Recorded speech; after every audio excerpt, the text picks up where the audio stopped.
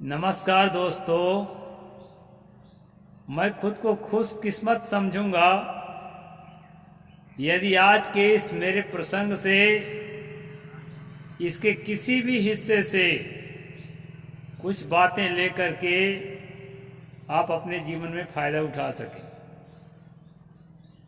साथियों,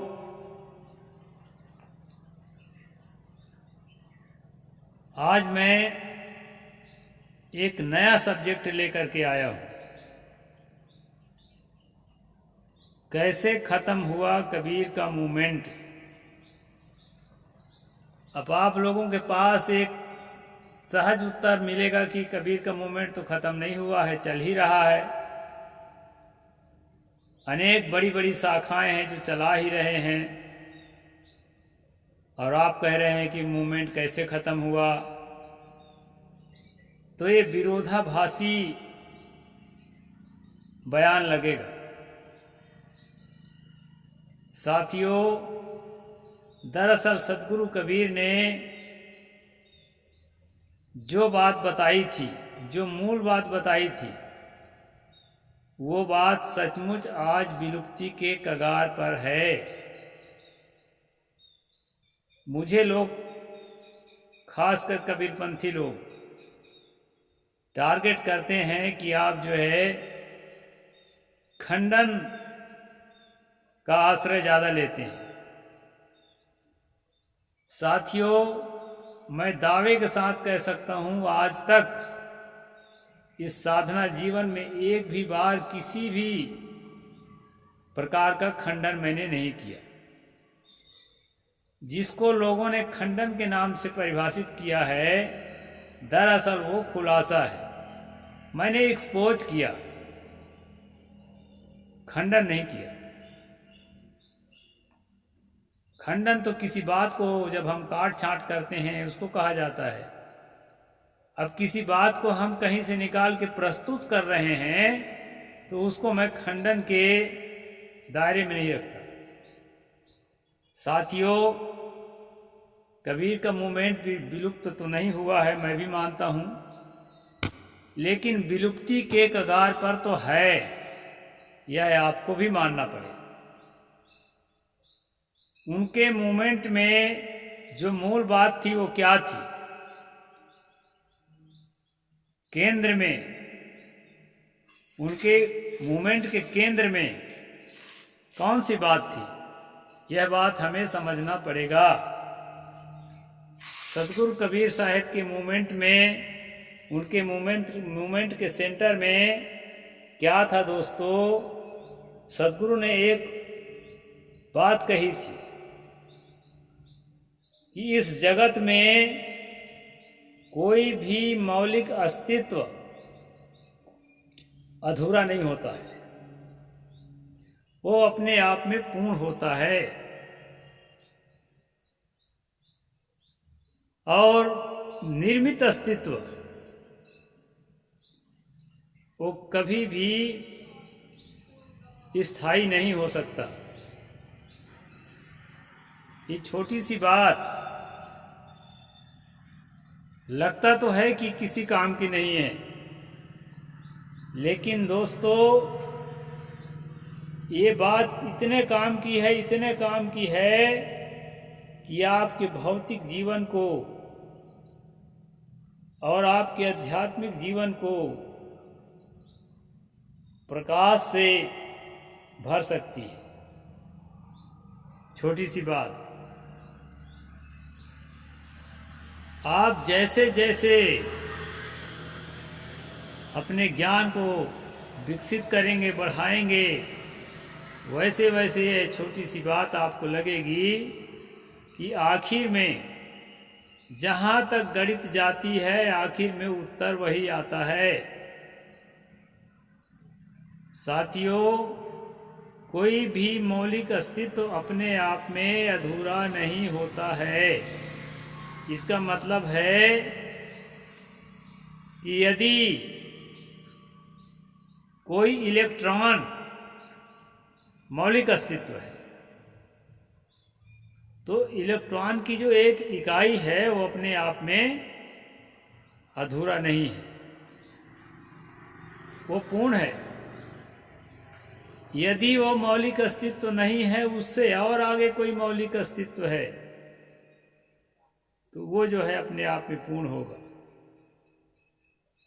इसी प्रकार से दोस्तों, साधना के क्षेत्र में, चेतना के क्षेत्र में सदगुरु ने जो कहा कि सोई कहंता सोई हो गए ते निकर न बाहिर आओ, कि तुम जैसा कहते हो वैसा बन जाते हो, उसमें से निकल करके बाहर आओ, निकल करके बाहर आओ। ये समझने की बात है। ब्राह्मण, शूद्र, क्षत्रिय, वैश्य, हिंदू, मुस्लिम, ईसाई, ये जो भी आप जो है, यानी जो कन्वर्टेबल है, जो बदला जा सकता है,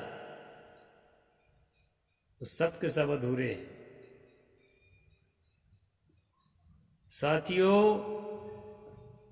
मौलिक अस्तित्व कभी बदल नहीं सकता। मौलिक अस्तित्व चेतना के क्षेत्र में जब आएंगे तो आपका अपना होना, यही मौलिक अस्तित्व है। जड़ पदार्थों के क्षेत्र में तो 3 तरह के मौलिक अस्तित्व बताया ही गया है, विज्ञान के द्वारा, कबीर वाणी के द्वारा नहीं बताया गया है। लेकिन इतना इशारा तो पर्याप्त है कि जो भी मौलिक अस्तित्व है अपने इकाई में, अपने आप में अधूरा नहीं होता है, वह पूरा ही होता है। और जब अपने पूरापन को वो प्रतिष्ठित कर लेता है तो मुक्त हो जाता है।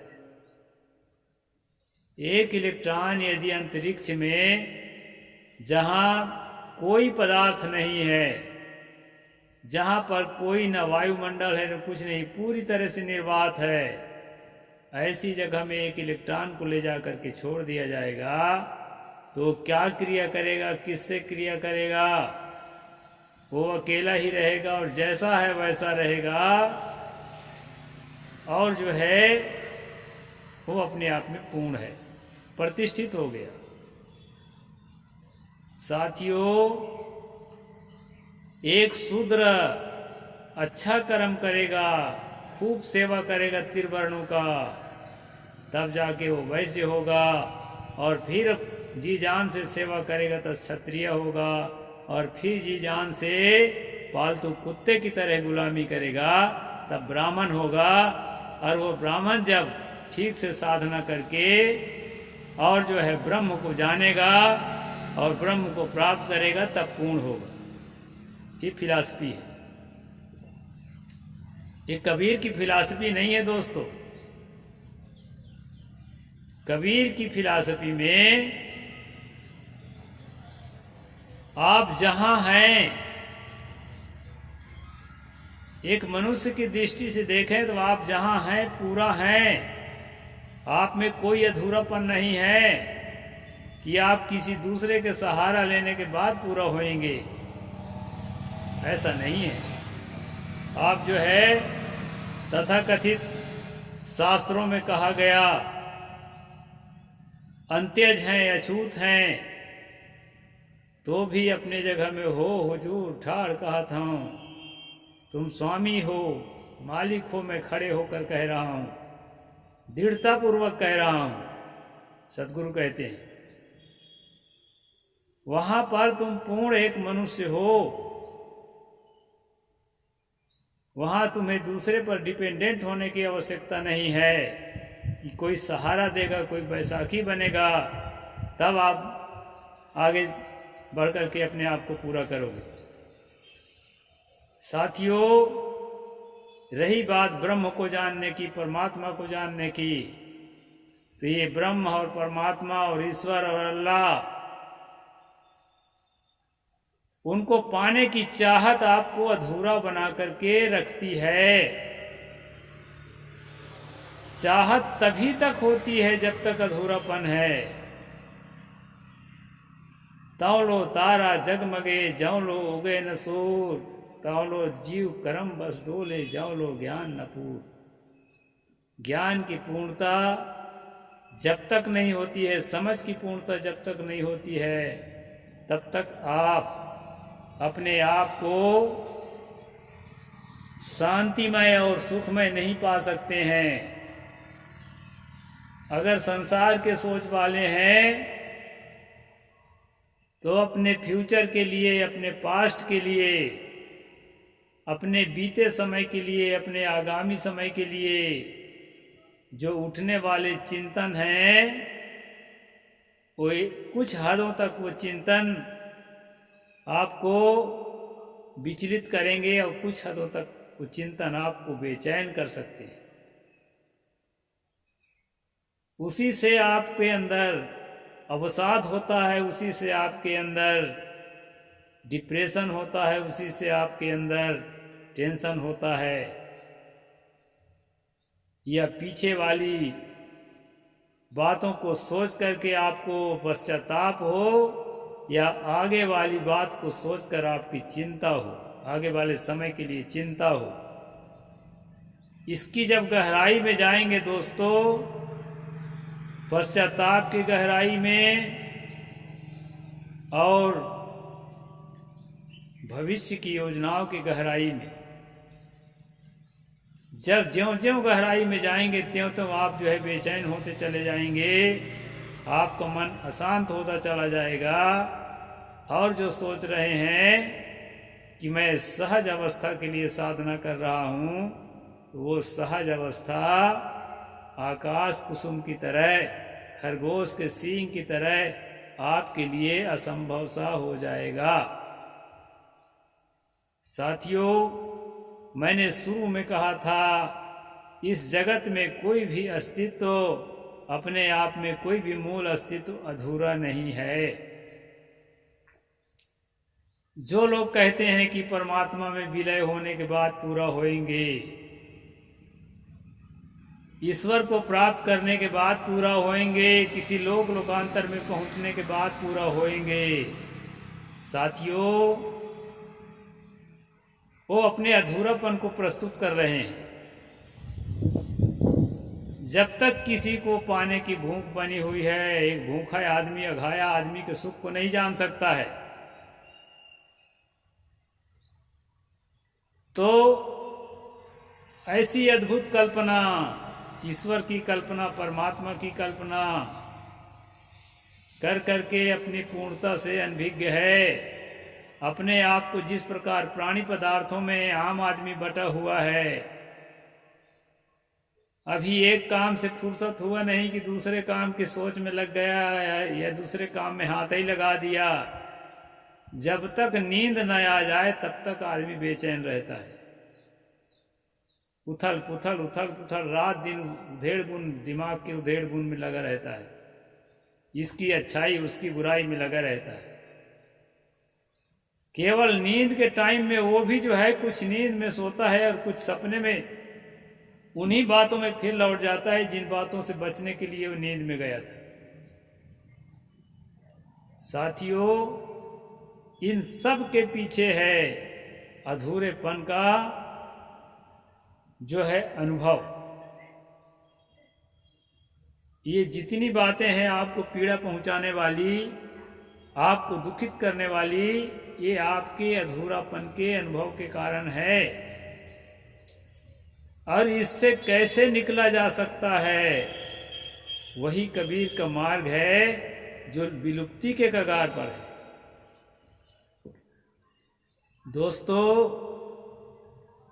कुछ बड़े बड़े कुर्सी पर बैठे हुए कबीरपंथी वक्तागण, गुरुगण ये कहते फिरते हैं कि कर्म कांड कर लेना कोई बात नहीं है, मूर्ति पूज लेना, तीर्थ मूर्त कर लेना कोई बड़ी बात नहीं है, कथा सुन लेना, नाम सुमरन कर लेना कोई बड़ी बात नहीं है। ये साधना की शुरुआती तौर है, आगे चल कर के विकसित होकर के फिर ये आत्मनिष्ठा को प्राप्त कर लेगा। साथियों, मैं इसीलिए कहता हूं कि कबीर का मूवमेंट जो है विलुप्ति के कगार पर है। ये इतना बड़ा भ्रम है, इतना बड़ा भ्रम है। जो आदमी ठान ही चुका है कि मैं अपने आप में अधूरा हूँ, किसी परमात्मा में विलय होने के बाद मैं पूरा होऊंगा, वो आदमी दोबारा एक कैसे आभास करेगा, कैसे आत्मविश्वास करेगा कि परमात्मा से अलग मैं पूरा हूँ। उसकी वृत्ति ही, उसकी प्रवृत्ति ही बन चुकी है। इसलिए दोस्तों, अंधविश्वास का पूरा त्याग, किसी भी प्रकार से निर्जीव पदार्थ, फोटो, तस्वीर, पुतला पुतरिया, कई लोग कहते हैं कि ये बुद्धिज्म का मार्ग जो है कुछ अवशेष रह गया था भारत में, उसी को कबीर ने जिंदा किया। हो सकता है अपने पूर्व की विचारधारा से कोई ना कोई कुछ न कुछ बात हर आदमी लेता है, इससे इनकार नहीं किया जा सकता। लेकिन साथियों, कबीर का मूवमेंट जो है निजी मूवमेंट था, ना तो हिंदुइज्म से रिलेटेड है ना बुद्धिज्म से रिलेटेड है।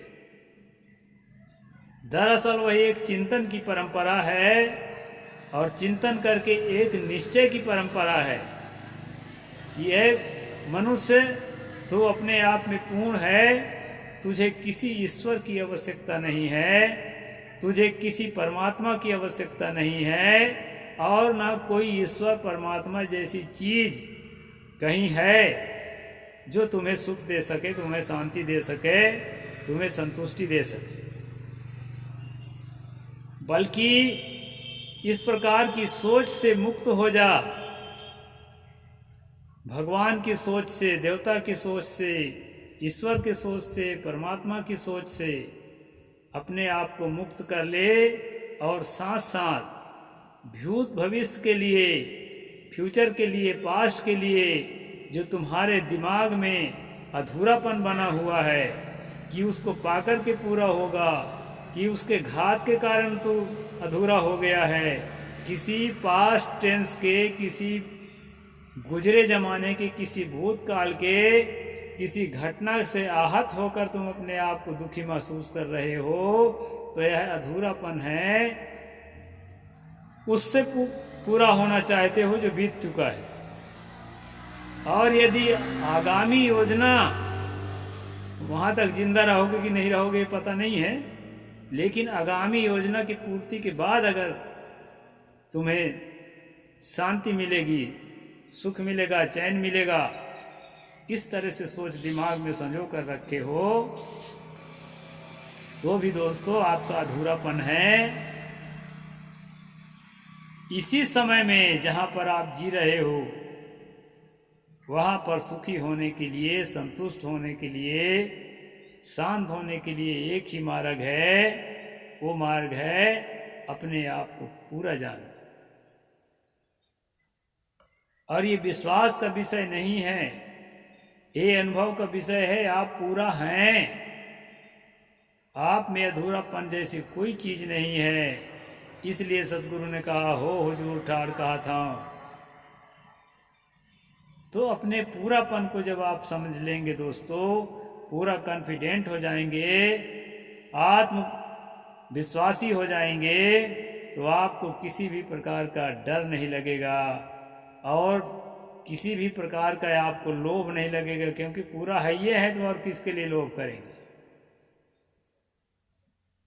और अब पूरा है, अब उसमें कटने पिटने का डरे नहीं है, तो डर भी नहीं है भाई। जिसमें संभावना ही नहीं है कि अभी ये कम हो सकता है, नष्ट हो सकता है, तो डर का एक रहेगा। इसलिए जो है दोस्तों, पास्ट को और फ्यूचर को दिमाग से निकाल कर दिमाग को हल्का किया जाता है, और किसी भी देवी देवता ईश्वर परमात्मा की सोच को दिमाग से बाहर करके अपने पूर्णता का अनुभव किया जाता है। और लगातार ऐसा अभ्यास करने के बाद आपको परमानंद की प्राप्ति आपके अंदर ही हो जाती है, परम सुख की प्राप्ति आपके अंदर ही हो जाती है। नहीं, आप में सुख है ही, दुख नाम की कोई चीज नहीं है।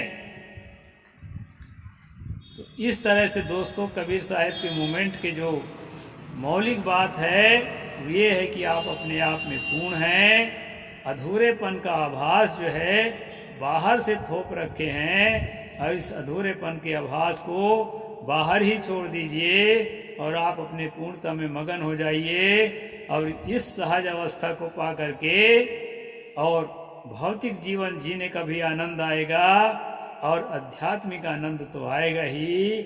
इस प्रकार से दोस्तों इस मूवमेंट के जो मूल में है कि जगत का कोई भी अस्तित्व अपने आप में अधूरा नहीं है और दूसरे पर निर्भर नहीं है, इस बात को ठीक से हमें समझना चाहिए। और इस बात को समझ करके ही हम सहज अवस्था को, निर्वाण अवस्था को पा सकते हैं, बुद्धत्व को, संबोधि को प्राप्त कर सकते हैं। यही जो है ज्ञान का मूल कहना चाहिए कि केंद्र है दोस्तों। और उसके पार्ट्स तो बहुत सारे हैं, उनको भी जीवन में समझते जाना है। और लक्ष्य हमारा पार्ट्स का नहीं है, लक्ष्य हमारा लक्ष्य का है जो यही है, सहज अवस्था, शांत अवस्था, निर्भ्रांत अवस्था, प्रसन्न अवस्था, संतुष्ट अवस्था। और इस अवस्था का ध्यान के द्वारा, साधना के द्वारा और सेवा के द्वारा, अध्ययन के द्वारा और आत्मनिरीक्षण के द्वारा हम निरंतर अभ्यास करेंगे तो निश्चित रूप से इस अवस्था से हम दूर नहीं हैं। यह हमारी अपनी चीज है, किसी पर आश्रित नहीं है। इस प्रकार सतगुरु कबीर साहब का परम ज्ञान है दोस्तों। इस ज्ञान को हम सबको समझना ही चाहिए और इसको समझ करके ही हमारा कल्याण होगा। और हम किसी को ऊंच नीच और किसी को डिस्क्रिमिनेशन नहीं करेंगे और अपने आप को दुखी भी नहीं करेंगे और साथ साथ किसी और को दुखी भी नहीं करेंगे। साहिब बंदगी, जय जोहार, नमो बुद्धाय, जय भीम, जय भारत।